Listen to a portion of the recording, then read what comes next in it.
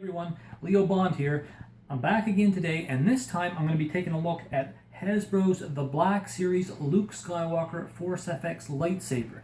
Now, if you saw my previous video, you'll know that I covered all four of the sabers from the first wave of that series, but I just sort of did it as an overview. I didn't have a lot of time to really get into the details of it. So this time I'm going to try to do that with Luke. I've just recently acquired this. Previously I only had them for a few days. This time this is mine. I get to keep it as long as I want. So I'm going to try to show things like how to put the batteries in. We'll do some measurements. We'll answer some questions that you've all have had on the other video. And we'll also show some of the stuff that comes with it, including the box. So stick around and we'll get right to it.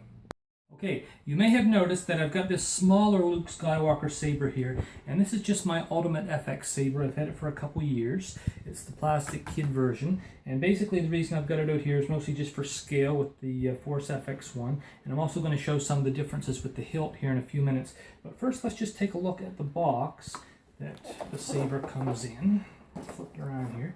So it's got the nice picture of Luke Skywalker. It's got the picture of the saber itself, same on the side there, and also on the bottom.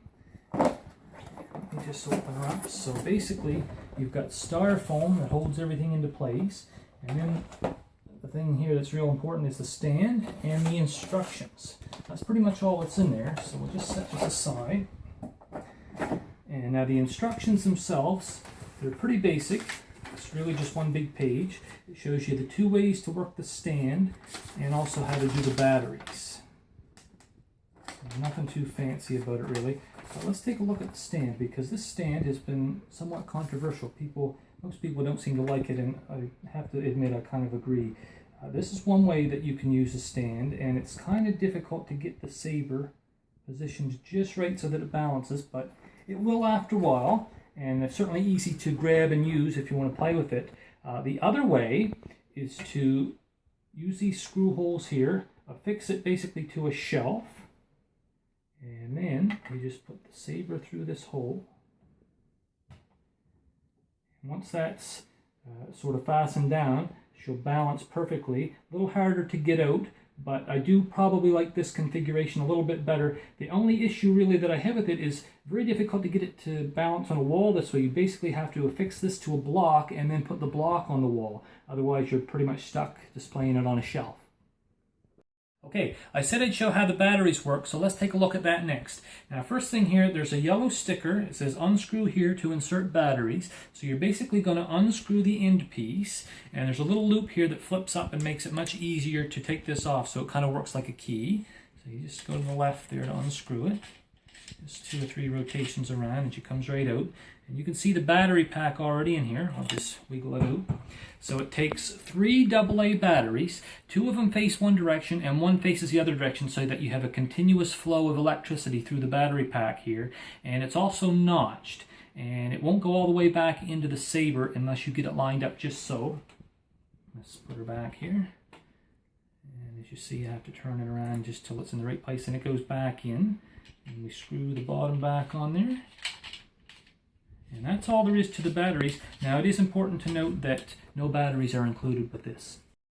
Okay, let's have a closer look at the 2 hilts here. As you can see, the Ultimate FX one, the one on the top there, that's duller because it's plastic. And one of the big differences is how you turn the 2 sabers on.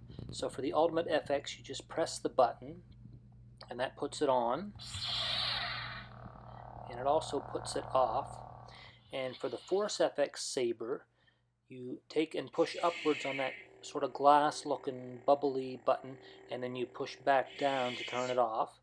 You can also notice that the hilt is sort of a two-tone. You have almost like a brushed upper portion and a polished lower portion, very shiny, just around where the switch is there.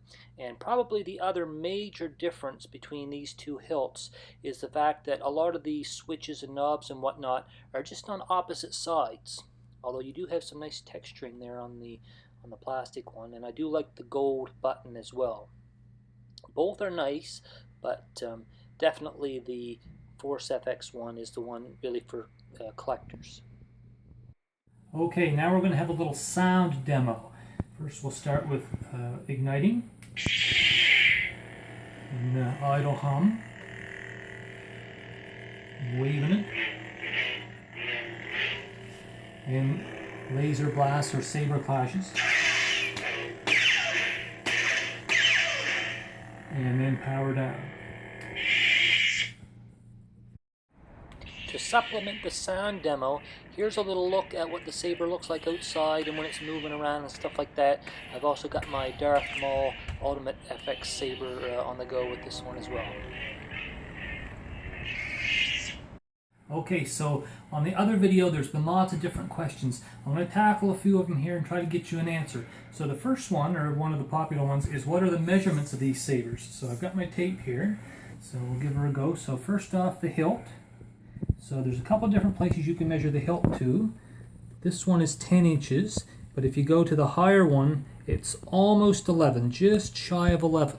Now for the blade length itself, we're looking at a good 33 or so inches, and overall 43 inches. Now how does that compare to the Ultimate FX saber?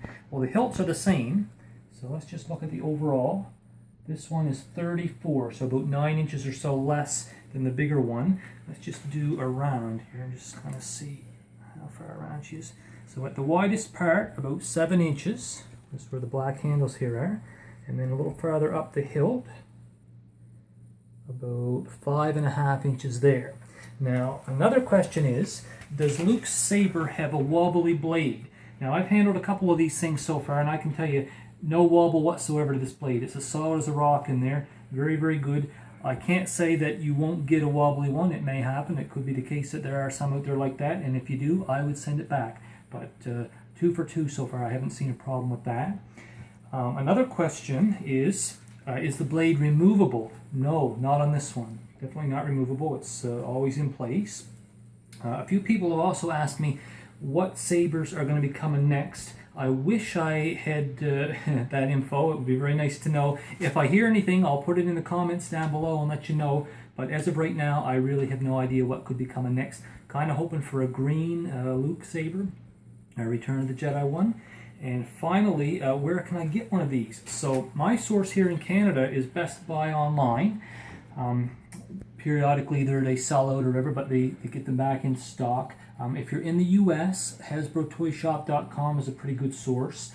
If any of you out there know of some good sources, put them in the comments. Help your fellow collectors or Star Wars fans out, and I'll do the same if I hear of any good places to find them. That's basically all I have for you today. So thanks for watching. Please comment and ask questions. I love to answer the questions, and have an excellent day.